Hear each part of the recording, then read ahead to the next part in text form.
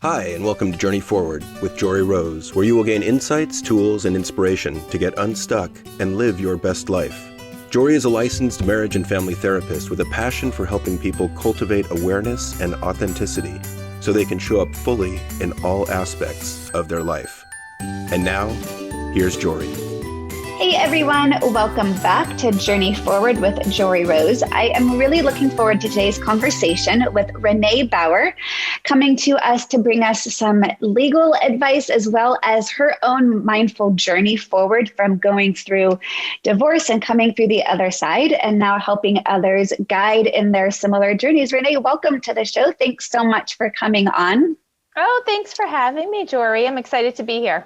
Yes. So tell me a little bit about your journey, both professionally and personally, and how it overlaps and what exactly it is you do. Sure. So I'm a divorce lawyer. I've been doing it for 18 years now. I'm based in Connecticut. And I am also twice divorced myself. So when I started practicing family law, I had no idea that I would go down that road myself. And I did. I was married for 5 years. I had a 2-year-old son, and I was the one who decided that something was just off. Yeah. And you know what's crazy about that story is everyone thought I was nuts. I had family members who were telling me, you know, what are you doing? You just had this beautiful wedding, and just something didn't feel right. He's a good man. He's a great father. He's a great husband to his new wife, but we weren't a good fit. And so there was just something inside of me that said, this isn't good enough. And now after doing this work for so long, I recognize that. And that thing that was kind of gnawing at me at the time was my intuition saying that something's missing from this. So I got divorced and went through a horrible year of regret, shame, guilt, you know, all of the, what did I do? I'm being selfish, all of those feelings that so many women have when they're going through a divorce. You guys can't see me as I'm listening, but I'm like nodding my head. Yes, yes, yes. Yeah. And you know what? It's crazy because I did this work professionally. Every single day I dealt with it and I was ashamed, like my own story. And I'm like, why? Like I didn't talk about it to anyone for a really long time. I kept it secret and under wraps. And it was, you know, for me, it was unprofessional if you talk about your personal stuff, and you don't do that. You show up all buttoned up and you keep it professional. And then I went on a podcast a couple of years ago with a friend, and she didn't tell me what she was going to ask me. And she started asking me about my divorce. And much to my surprise, I actually started answering her questions. And then after that, I had all of these women reach out to me through DMs and social media and texting and emails saying, oh my God, that was my story too. Like I was ashamed. I felt alone. Like I didn't talk about it because I didn't think anyone else would get it. And then I realized we have to start talking about this. We have to have these conversations and help each other realize that there isn't any shame in divorce. It's just a blip. It's just a moment. And you can come out the other side. And when you talk about it and don't feel alone is when you can really start to heal. So, so there's like everything. I just one big capital and exclamation point. Yes, because this is where I see so many women getting stuck is shame in, oh my God, I'm not going to have this happily ever after. And there's a lot of sadness to that, but sadness is different than shame or guilt. Yeah. You know, I had a client, and this is my favorite story to tell because this is like the journey of what so many people go through. She was married for 25 years, had 2 kids who one was in high school and one in college, and her husband wanted a divorce. She did not want it. She would have stayed married forever. It was not a perfect marriage, but she thought it was good enough for her. They went on 2 vacations a year. They paid their bills. They had a nice colonial, like everything added up on paper. And she fought this divorce every step of the way until the very end. She was trying to like figure out, could they make this work? Asking him to reconcile. It was really, really hard for her. And about a year after her divorce, she reached out to me, and this happened a few months ago. And she said, I just have to tell you that I am happier than I ever thought possible. And I didn't even know how unhappy I was until I was forced to do this thing on my own and be independent. And now I'm living like the best life. And I even met someone who's really nice and kind. And, I'm so thankful that I was forced through this process. And for me, that made me cry, because that is the work that you do, the work that I do, is that, it is easy to, when you're in it, in the moment, it's so easy to get caught up in the conflict and the pain and the resentment, but there's so much good that can come out the other side. Yes. And you have to feel your way through it. You can't just bypass it. You can't do that spiritual bypassing of just focusing on, one day there's going to be, a rainbow at the end of this storm. You've got to authentically feel it to actually embrace the rainbow when it does arise. Yeah. And, and when you try to quick fix your feelings, then that's when you jump into that next relationship that we know will probably crash and burn, because you're not allowing yourself to heal and grieve and giving yourself that space. You're trying to cover up that mask those feelings. Yeah, because those patterns are going to show up again if you don't recognize them.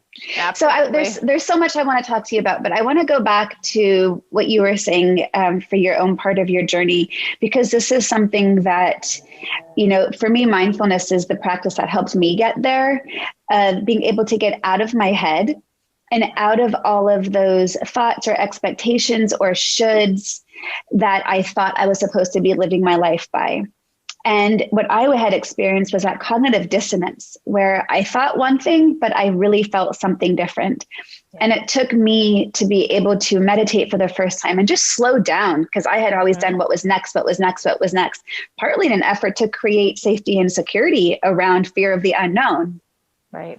And the challenge is when you slow down and you sit and you become attuned to yourself, that gnawing intuition gets louder and louder. So it's scary for many women to slow down because they don't always want to face that.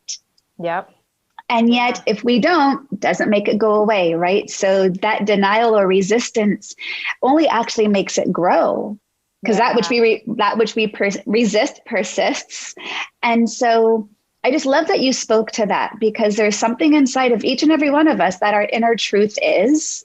And we know when we're not in alignment, but it takes an immense amount of courage to say, wow, I'm actually not in alignment, own that, and then actually do something about it. Yeah. I think that I probably answer that question at least once a week of, how do you know? Like, someone will ask, how do you know? And they're looking for someone else to give them an answer. They might want a lawyer to give them the answer, friends, family, Google. And, and exactly like what you said, they know already. Like, usually when you ask that question, they know, but they're listening to all of that external chatter and all of those voices and all of the expectations of other people's stuff and history rather than themselves. And as soon as they turn into themselves and tap into their own inner voice, they know the answer. And I like to just throw it back to them and say, okay, well, let's imagine something. Let's imagine that your kids are grown, they're off in college, you just dropped your youngest off, and now it's just the two of you. How do you feel about that? And, you can kind of tell by the way their face sort of scrunches up, and it's like, ooh, like, that's awful. I don't want to be just with him. Or if their reaction is different, and that usually tells you what what the answer is and what their next step is. I would agree to that question. I think that's such a root marker for so many people. And the other ones I will add, because I did a similar thing, and I will also ask, is this the marriage you would want your kids to have? Oh, that's a good one. Mm-hmm. And they're like, oh God, no. Okay, well, understand, if you stay in it, that's what you're role modeling marriage to look like. Yeah, right. And, so that's a powerful awareness point. Another one that I've had a couple of different people say to me is, I don't want the next 20 to look like the last 20. Yeah. Yeah. But I just don't know how to make that shift. Because that takes a huge amount of courage and faith that it's all going to work out. And that's so heartbreaking to me, because when someone says that they've stayed in the marriage for until the kids are older, and, usually they say, well, things have been bad since they were little and now their kids are young adults. Like, that's heartbreaking. They've given away so many of their years just staying put because they think they're doing what's right for the kids. Right. When in fact, it's exactly what you said. You're modeling what an unhealthy relationship is, when you could have given them a gift. And like, it's crazy to say divorce is a gift, but you had the opportunity to give them the gift of showing them what a really healthy, loving relationship looks like, and teaching them that. Yeah. And the other thing too, and I've got 2 daughters, and one thing that I really wanted my daughters to always know is sometimes we grow and change in a way that we may have not expected. Mm-hmm. And there's an immense amount of self-awareness to be able to understand what that growth and change looks like, and to be able to follow it. Yeah. That's not to say it means divorce. It just means honor that perhaps what you decided I started dating my ex-husband when I was 13 years old. So go figure, who I was at 13 or 18 or 24 is not who I am now at 43. And that's not to say, everyone who starts off young is going to end up divorced, but we are not always on the same growth trajectories as our partners. And that chasm can create great conflict when there's no fault. Yeah. It's just this growth. I love that, because I look at my ex-husband and my first ex-husband. We have a great co-parenting relationship. We get along. I would do anything for him.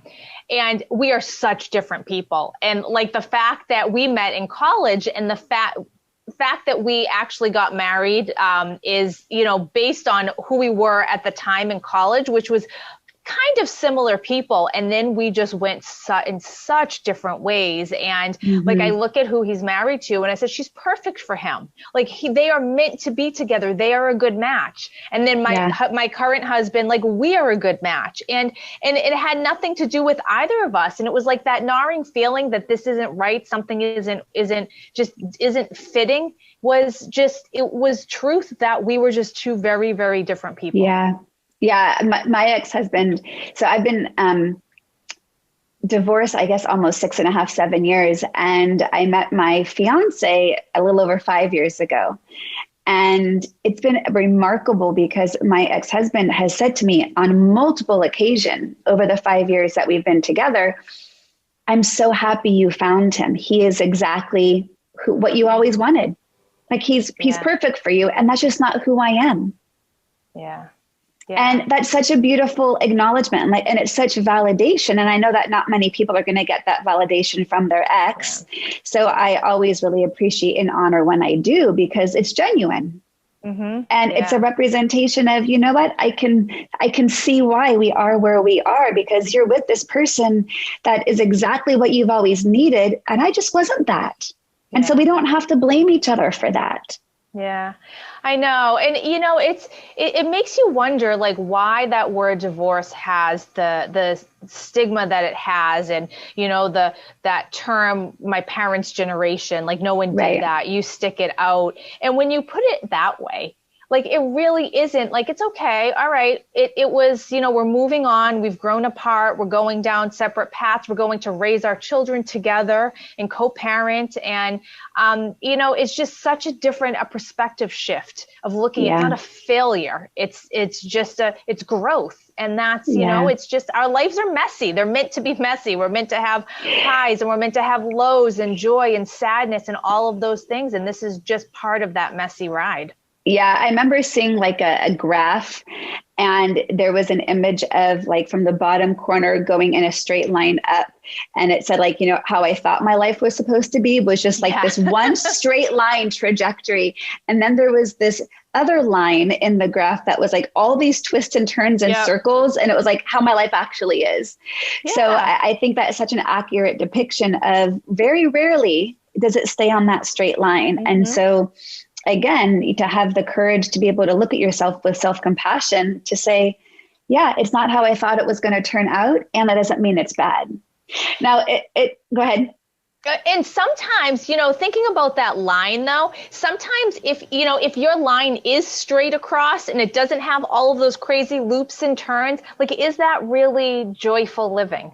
If you're just staying that status quo, because I have friends who are those people with the line straight across, and they're not going to listen to this podcast. So I'm going to talk about them. But, it is heartbreaking to me because they have joyless marriages and lives, but you keep the status quo because that's what you do, and you don't disrupt anything, because anything else off of that is bad, which is so sad, because I'm like, I've lived through all of those crazy corkscrews and turns and all of that. And I'm so happy as I sit here today, and to think that you could choose just to be stagnant, and not have that. It's sad.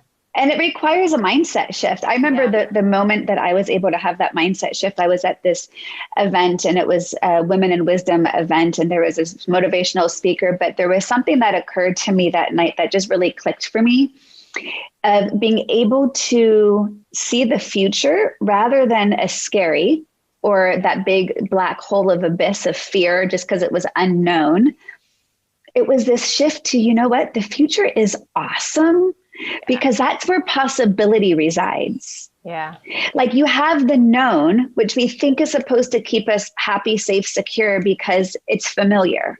Mm-hmm. And yet for many people, the known is miserable, but they're afraid of the unknown because the assumption is it's going to be worse. I'm going to be alone. Or for many women, it's I'm never going to find another partner and I'm going to have no money.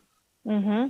Right. And I think at least I'm not alone, and at least I have someone who's helping support me. And this, of course, of a model of maybe it's been a stay-at-home mom who's been really discontent. And so, there's a lot of fear of financial security, which I get that. That's a very real thing. That's the divorce I grew up with my mom.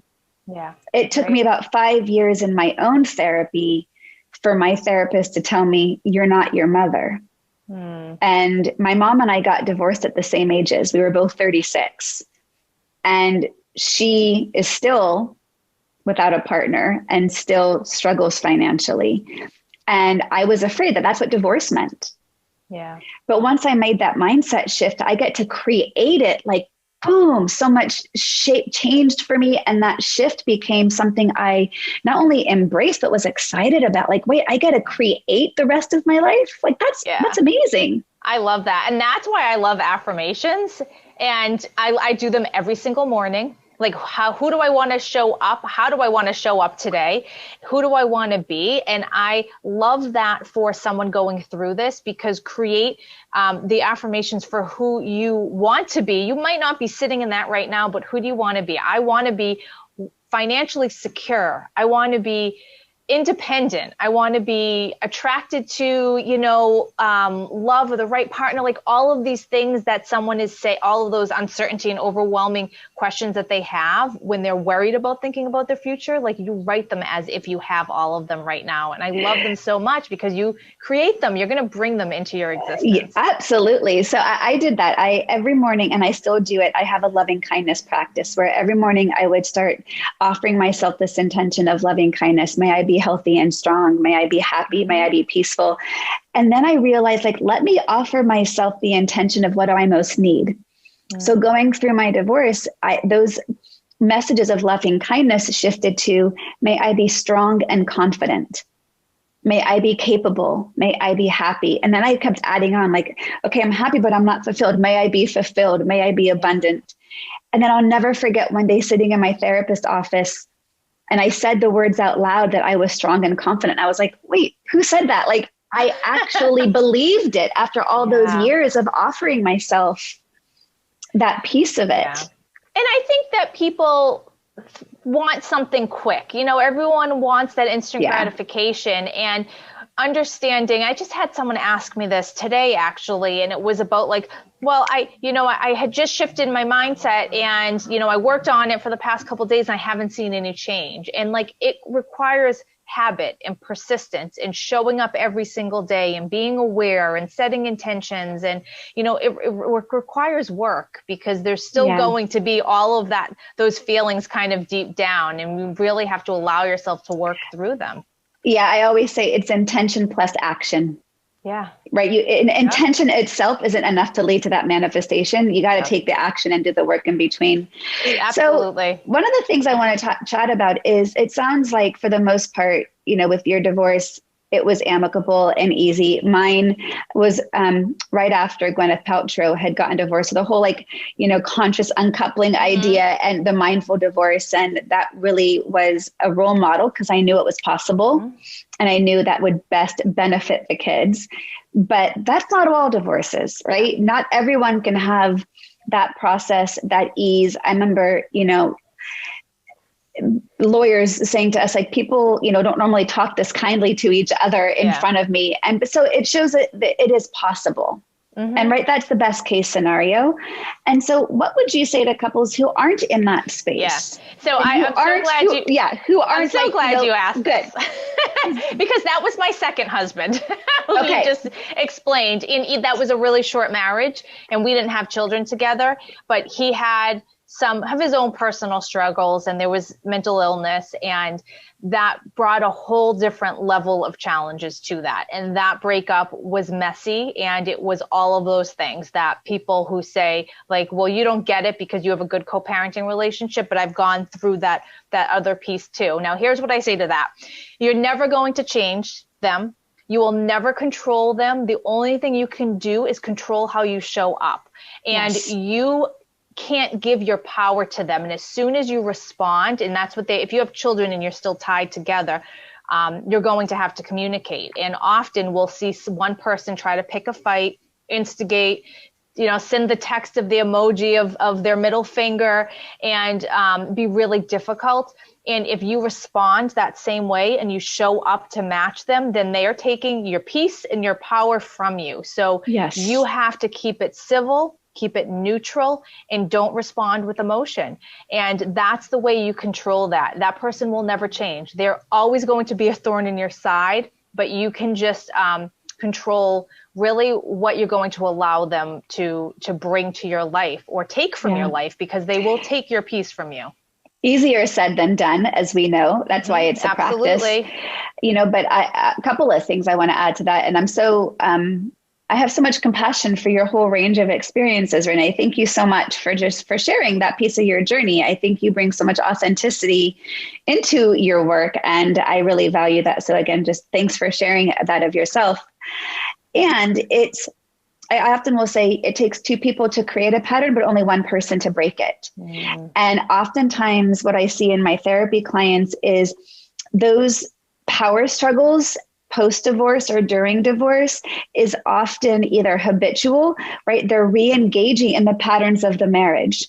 Yeah. And so when you're married, it's hard to disengage from them because you're still going to bed together at night, sitting around the dinner table and going to your in-laws for a holiday. You can't escape those patterns. But one of the benefits of divorce is the freedom to respond differently, like you're saying, because you are physically in a different place where you're not having to face some of those similar dynamics. So to have the courage to break the pattern and to not re-engage, because I'll often see, one ex just kind of this energy grabbing. And then, my client will get sucked in. It's like, hey, you can choose not to engage in that. Just because you get the text, just because it triggers you, just because you're angry doesn't mean that you need to engage in the pattern.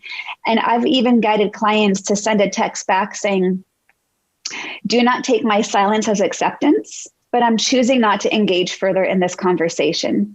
So it's at least acknowledged, I heard you, and I'm not willing to engage in this dynamic that's not going to serve me. Yeah. And that's going to likely piss the other person off because they're trying to get your attention. And over time, Yeah. And that step is even hard to do, to send that, because I think your initial gut is that you want to respond. And usually you'll hear the person say, well, I don't want them to get the win. And no one wins this argument. There is no winner. If you're co-parenting, your child loses because your child's going to pick up on the conflict and maybe something is said after that. So you just have to remove from your thought process that if you don't respond in kind, it's a win for the other person. Yeah. And I'll never forget my best friend who got divorced a couple years before me. Something her therapist told her, which I tell all my clients going through divorce is such brilliant advice, is don't expect them to be any different in divorce than they were in marriage. Yeah. Yeah. Oh, that absolutely. Absolutely. And I think that as soon as you start to temper your expectations of who they are and how they're going to co-parent is when then you can really start to take control over what co-parenting looks like. As long as you expect them to be a different person, you will forever be disappointed and forever saying, well, why can't you just do this? And why are you not co-parenting civilly? And it keeps the conflict and keeps you engaged in that chaos.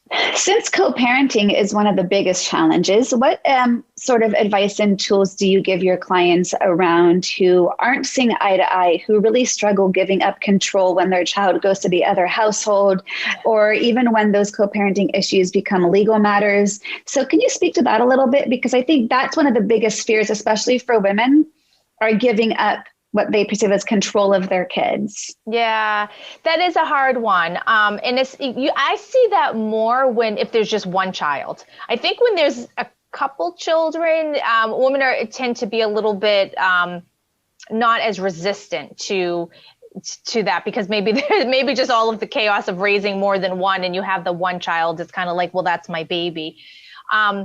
It's what I tell people, and I'm a straight shooter, and I don't sugarcoat things. And I'm kind of like a tough love cheerleader, is that there's another parent. And unless that parent has proven that they are not fit to parent, there is no reason why they shouldn't be an equal parent in this co-parenting dynamic, and that your child is lucky enough to have two parents. And you should be thankful if there is a co-parent and your ex wants to be involved as much as he or she does, because at some point you will be thankful for that. When they are 16 years old, you will be thankful you have a co-parent that you can call and say, your son is driving me crazy, or whatever comes up. It's really hard, but that kind of resistance and that sort of holding on to that control has nothing to do with parenting or the child. And it has everything to do with that parent feeling like they're losing something. So that's where, I always advise clients to go have a therapist, because those are things to talk through and work through and have some support there. And I tell them, personally, when I didn't have my son on every other weekend when I first got divorced, and he was 2, and he needed his mama, that's a hard age. That was an awful time. And there were so many weekends I sat by myself and I cried and I wasn't in my home state. And then I decided enough is enough. So what am I going to do? I needed to put a plan into place. I needed to fix my mindset. And like you said, put something into action. So I signed up for yoga, and I said, okay, I'm going to start a yoga practice.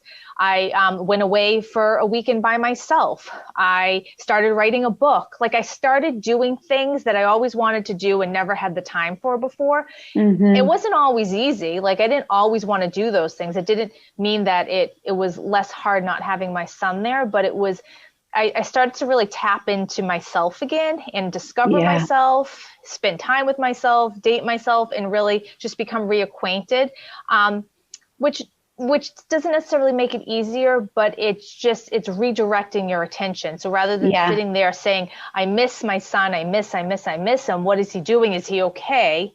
It's what can I do for myself, for growth, for enjoyment, and to bring some light to my life. Which I think is actually one of the biggest secrets and benefits of divorce that women, especially women, are afraid to share.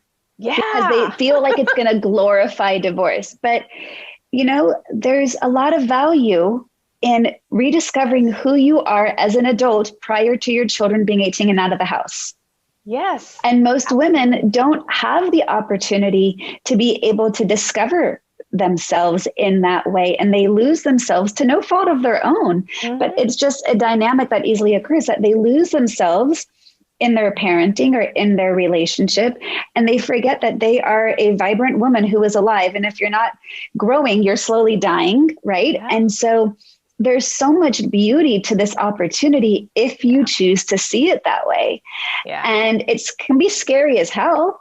And again, you can approach it in a way that can be really beautiful if you choose to look at it as such. It's from those scariest moments though, and from those hardest places is where the most growth happens. And, it was from when I was miserable and I'm like tearing myself apart saying, what did I do? And the shame and all of that I then like rose up and said, okay, now what am I going to do about that? And then I started building a business. And then I started writing and finished the book and published the book. And, but amazing. Congrats. Thank you. But you know what? None of that would have happened had I stayed married. And I am confident of that would not have happened. And I was forced into that, and I was forced to be so independent and really stepped into who I was supposed to be, what I was supposed to be doing for work, and the person I am today, also at 43 years old. That would have never happened had I stayed married. And I'm grateful for that. And there's every once in a while, my husband now and I will look at each other. We'll be like, thank God we got divorced, because all of we have a bunch of teenagers and young adults, and they're all home because of COVID. And they all leave. And we're like, oh my God, we have our house back and it's quiet. And we're like, thank God. Like, I feel bad for these parents out there who have their kids around them all the time. And it's half joking. I'm not making light of it. I get it. There is, you can use that space that you now have in your life to really do something that brings you joy and challenges you. Yeah, I've often said to many of my clients, and I say this jokingly, but not really, but of course, compassionately, yes, that I think everyone should get divorced in their 40s. Like, choose to stay with the same partner if you want, but, go through the process of cracking your life open to get to your true intention of truly what you want the next half of your life to look like. Because it takes us until our 30s and 40s to even know who we are. And so many people it's why I'm so passionate about teaching mindfulness, because so many people are just on autopilot that they don't even recognize they're on autopilot to even ask themselves, am I happy? Am I content? Is this where I want my life to be? Is this, am I in alignment? Am I authentic? Am I doing something that is feeling wrong, but I don't know that there's a choice in the matter? Right. So I often say, I once knew someone who had kind of took it one step further, and he was like, how our cells regenerate every 7 years? He goes, so every 7 years, we're essentially a brand new person. You should have the option to opt out of your marriage because you're like, I'm new than I was 7 years ago. That's hysterical. But I think there's this value of, great, stay married, but at least take a pause and do a reset to say, where do I need to realign? Are we on the right trajectory for when our kids leave the house and retirement, to build those shared meanings and values to get us to true partnership outside of parenting and outside of building a business and being in those accumulation years, because those are hard years. Yeah. And I love that. And my husband now is also divorced. And like we always say that we're different people in those marriages than we are, but we've taken all of those lessons and all of those years of history with other people and having relationships that didn't work and came together to put together what our relationship is. And it's one that works based on, all of the experience that we've had with the things that didn't work. And a lot of people don't have that benefit of doing that. You see the marriages that are just kind of, like you said, on autopilot, and they're not forced to do that. And they don't often, most people don't do that, to really mindfully and intentionally say, what do we want our relationship to be? And what can we put into place to preserve how good it is right now? Like how often does that happen after you've been married for 20 years? Most people don't do that kind of work. Yeah. My fiance is, he's got a PhD in educational psychology, which was one of the things that really stood out to me on his Tinder profile. He also was a consultant on Pixar's Inside Out because he is an expert in emotions. I'm like, oh my God, that's so hot. A man who is an expert in emotions, but he and I, he's got a private practice. He works mostly with men on teaching skills of emotional awareness and communication. And he's got a podcast called The Evolved Caveman, because so much of the skills that make men successful in business and in work are not the same skills to make them successful in relationship.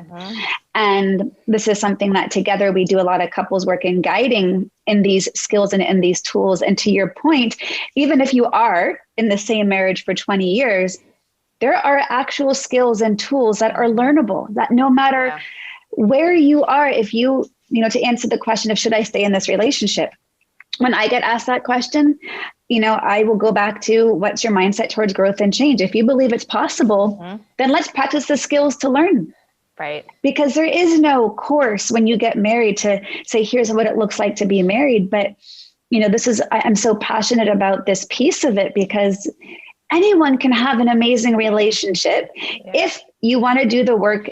Now, given you have to have the alignment that you're with the right person. I'm not going to say if you're with the wrong person, you should still work at it and force it. 'Cause it's not about forcing it. It's about if you're with the right person and you just don't know how to make it better or how to make it work, it's possible, even if it's within your first marriage, to be intentional, even 20 years down the line. Maybe harder because we're well established in patterns, but it again goes back to that mindset of I believe growth and change is possible, so I can work it towards this.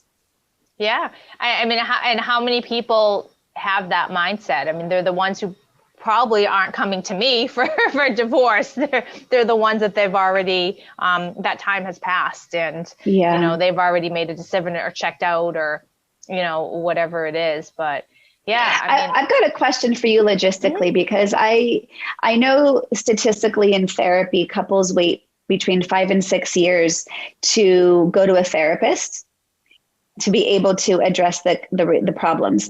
And at that point, they're generally, one person's likely already emotionally checked out, but they're coming to therapy as well. At least I can say I did everything. Yep. Do you often get people who come to you for consultation who are just, at what point are they really ready versus, maybe you'll see me in 5 years because I just don't know. I mean, I wonder if it's that, same dynamic of those people of waiting way too long so that by the time they come to you, are they ready or are they really in that decision of, I need to know what a divorce looks like to help inform me whether I should even stay married? Yeah, I mean, I see both. And when someone comes and they're on the fence and they haven't gone to marriage counseling, I send them there. I can pick out when someone is not, when someone comes in and they're like, I'm ready.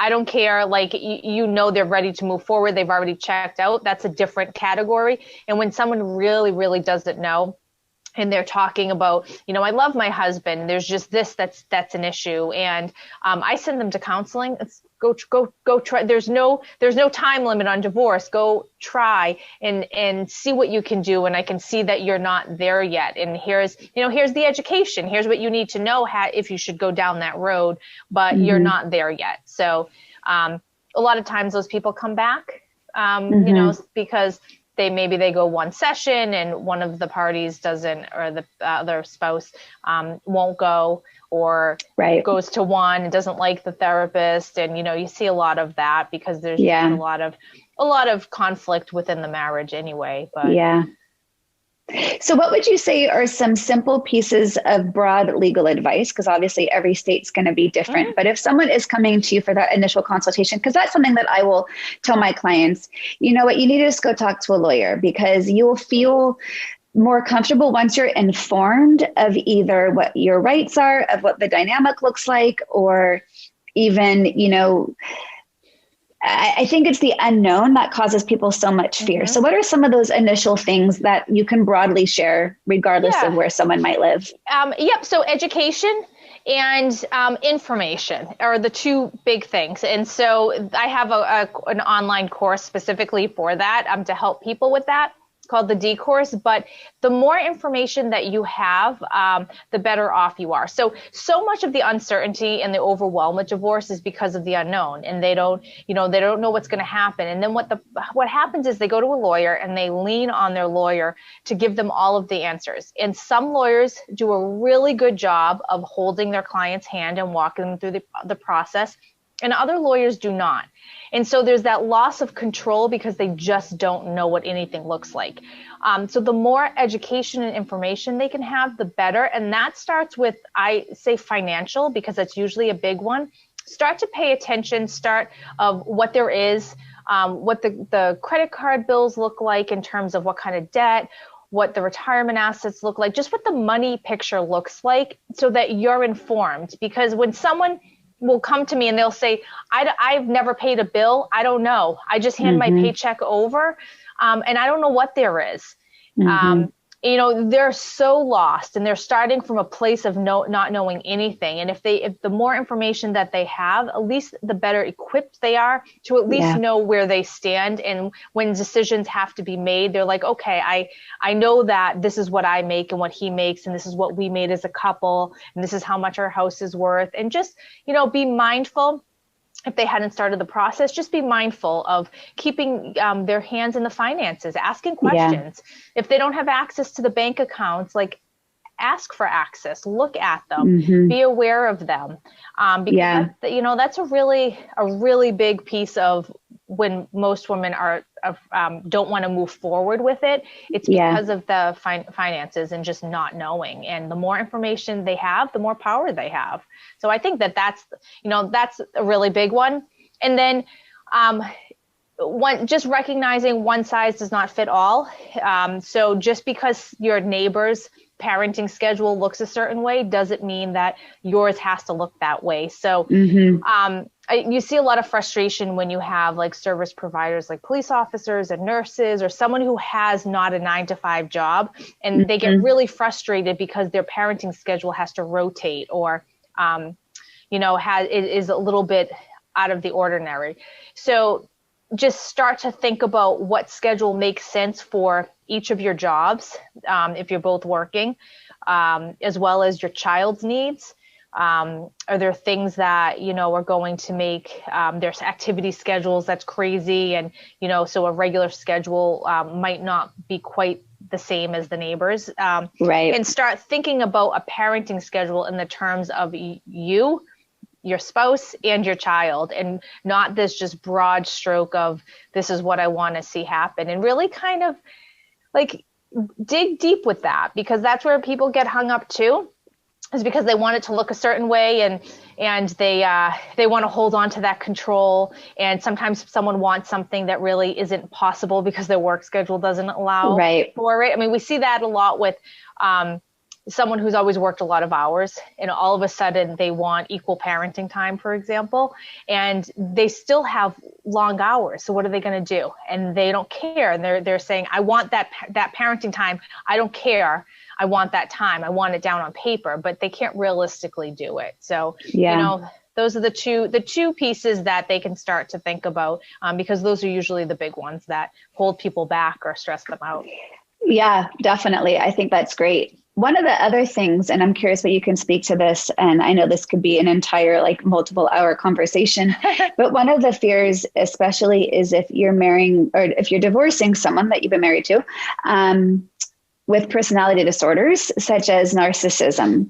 Yeah. And, that's where I think, again, if we're going to kind of be in what I see as a typical pattern, it may not be typical for everyone across the board, but I'll just speak to my own private practice around women who were divorcing a narcissist husband. And that has a whole set of rules.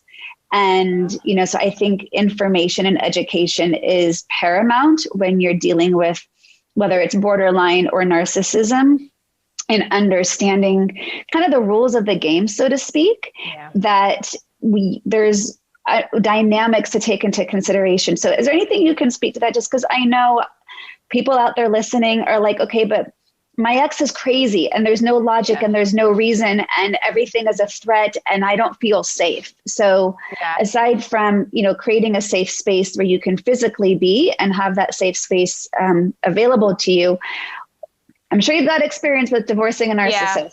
Yep. So this is, and there's also, that word gets thrown around a lot. It does. And narcissistic tendencies is probably a more accurate way to say it, because not everyone's going to be diagnosed as a narcissist. So right. And so just being a jerk isn't necessarily mean that they're a narcissist, and all of the exes at some point or another are jerks. Right. But, this is where having a detailed parenting plan becomes really important.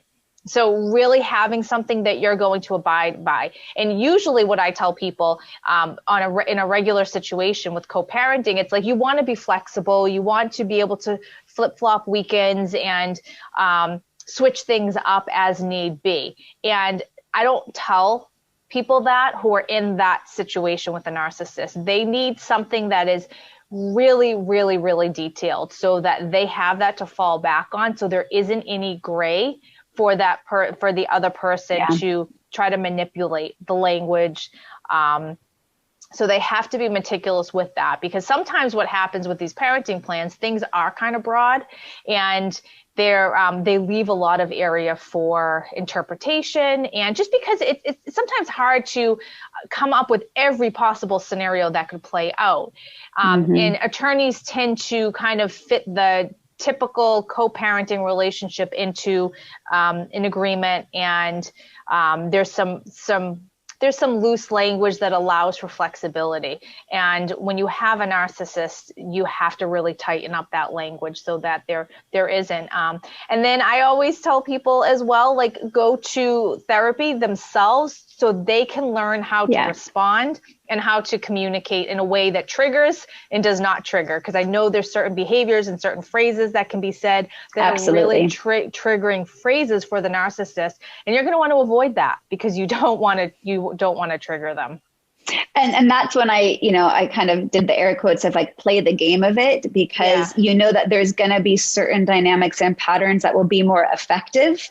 Yes. Even if it's slightly out of alignment with what you want.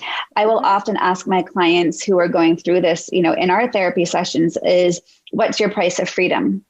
Yeah. And, because at some point what you're trying to do is release this toxic energy in your life. And so what are you willing to give up so you can step towards this greater peace that you're seeking?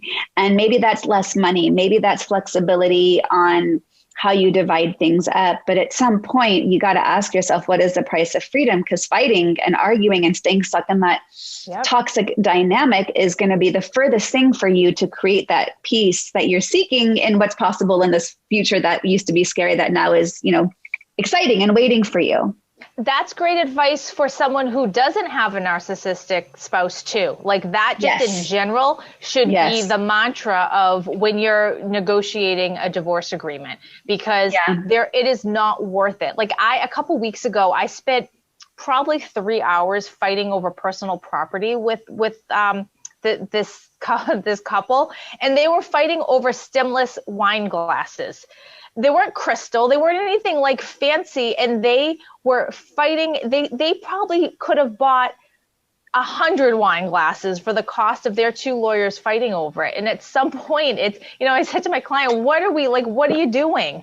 Like, give her the wine glasses, give her the property, give her all of it to be done because so you can have peace. Because that means more than any piece of furniture. Yeah, it really, really does.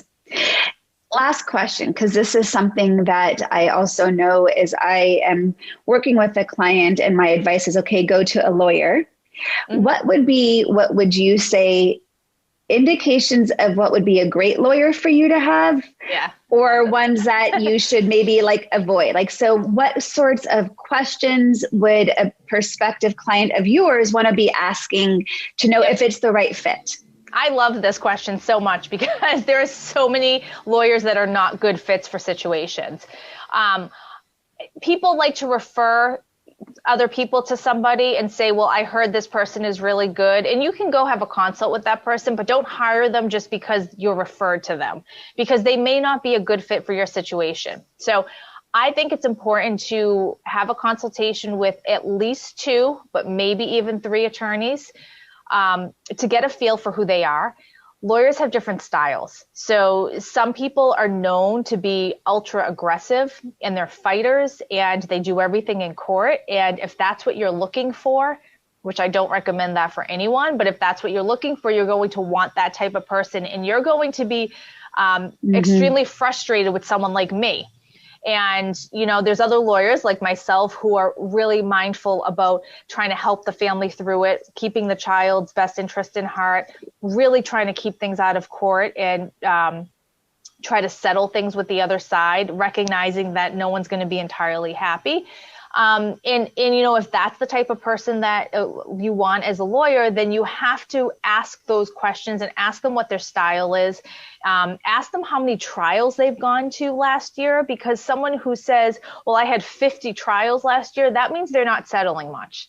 So, that's going to be kind of a key to, do you want someone who's going to drive your case straight to trial, which is going to cost you a ton of money, a ton of your sanity, and is going to drag this out for a really, really long time. So be careful when you say, like, when someone says, I want a judge to hear this because the judge needs to know how awful my spouse is. The judge doesn't care about how awful your spouse is. If you go to trial, you will not be happy with the end result. I can promise that. No one ever gets what they really want out of a trial. And even if you get half of what you want, you're going to think that the other side won because they got the half of what they want. Not to mention the emotional distress of being in trial. Huge emotional distress. And the lawyer's bill is really going to suck when it ends up in your mailbox, because it takes a lot of time to prep for trial and to go. So ask the questions, I tell people all the time who come see me, go see a couple people and do a gut check. What feels good to you? Is this someone that you can work with? Ask them what their communication style is. If they email you or call you, how long does it take for them to respond? This is a huge one. Like, it shouldn't take more than 2 days. And even that's a really long time for someone to get back to you. There should not be gaps of weeks when you've reached out to the office or to your lawyer and you haven't received a response back. Their response, even if their response is, I've been in court for 5 days, I will give you a call on Monday. That's a response to let you know. But there should be a lot of open communication. So communication is always like the number one complaint people have about lawyers. So ask the question. I love that, because I know some of my clients have gotten further into the process to then end up having to change lawyers because they feel like their lawyer doesn't have their back. Their lawyer isn't supporting them. Their lawyer isn't working for them, or that they are having to like prod the lawyer along. And so, one of the things that I will tell my clients is you got to find someone that you feel is going to have your back and be there for you. So I think you're right with that gut check. It's not about the recommendations, because maybe that person who was referred them to you was from years ago, and who knows what's gone on in the lawyer's life. Maybe things are different for them too right now. Yeah. And, and I think the other thing is you just said something that reminded me of this. Your lawyer's job is to tell you all of the possible situations, outcomes, scenarios, choices that you have so you can make a decision. And sometimes that requires lawyers saying things that you don't want to hear. So if your lawyer is just yesing you to death and saying, you want that? Okay, fine. You want that? Okay, fine. All they're doing is taking your money and pushing it towards litigation. So they have to be honest with you and say, well, you might want this, but this is an unreasonable expectation. So let's talk about what we can do to meet another one of your goals that might be more reasonable. And really being honest, just because you hear something you don't like doesn't mean it's good advice. I think there's value in having someone who's really upfront and open about all of that. So when you have to make a decision, and if it's that decision, do I fight all the way to trial or do I settle? You have all of the information you need to make that decision. Oh, that's wonderful advice. Oh, Renee, I thank you so much. I feel like I could seriously talk to you for hours about so many different topics, but it's so great to just get this information out there. I think this is something that feels so scary for so many people, and there's so many unknowns involved. And I think we've covered so many different areas that can help bring maybe a little bit more peace and mindfulness to the process. And the other thing is, even if you are listening right now and you're in the midst of a divorce, one of the things I want to remind you is, and I'm sure you could reiterate this, is to remember there's always a beginning, middle, and end to everything. Mm-hmm. And I think divorce is one of those things that can feel like it's never going to end when you're in the middle of it and it keeps dragging on, and it will. And there will be peace on the other side. And even if it's not the piece of what you thought it would look like, it's still out of the marriage that was not working. Because someone once said to me, no good marriage ends in divorce. So it's a reminder that ultimately it may take some time, but I'm a firm believer that ultimately you will end up where you're supposed to be. Mm-hmm. And you can get there quicker or take the scenic route, depending on the thoughts that you're having and what you believe you're worthy of, and how much resistance you're bringing to it. So you mentioned your online course. So tell our listeners where they can find you, what sort of online services do you offer, and how can they best, reach out if they want more information? Awesome. So I have an online course called the D Course, which is a roadmap for all things divorce. This is going to be best for someone at the beginning or in the divorce process. And this is going to talk about all of the things that they have to think about in order to get ready for their divorce. We talk about mindset because it's so important, and talk about expectations and parenting plans and alimony and whether they want to keep the house or not, and dating after divorce and all of the things. So it's meant to help someone save thousands of dollars, because I see over and over again what people come to their divorce table with and the expectations that they have. So if you can change your perspective and change your mindset about it, then you can get through the process that much quicker. So they can find me on Instagram. That's my favorite place to hang out, and that's at Ms. Renee Bauer. Awesome. And we'll have all those links in the show notes. And maybe one day I'll have you back on. We'll talk about dating post-divorce, because that is an entirely separate journey, and one that I know I've got experience with, and I know that you do, and is definitely part of the divorce story. Yeah. Oh, yeah. I mean, and that can be a really fun part of it, too. It doesn't have to be scary. I think so, too. So maybe we'll have to revisit that one day. Yes. Renee, thank you so much for coming on. I thoroughly enjoyed connecting with you. And thanks for sharing all the really valuable tips and tools. And again, for your sharing your journey forward with us. Thank you so much for having me. All right. Take care and be well. To continue your journey forward, find Jory Rose on Facebook and Instagram to become part of her growing community. You can also gain access to her meditations, books, online classes, or to sign up for an upcoming retreat, visit her at joryrose.com. That's JOREEROSE.com.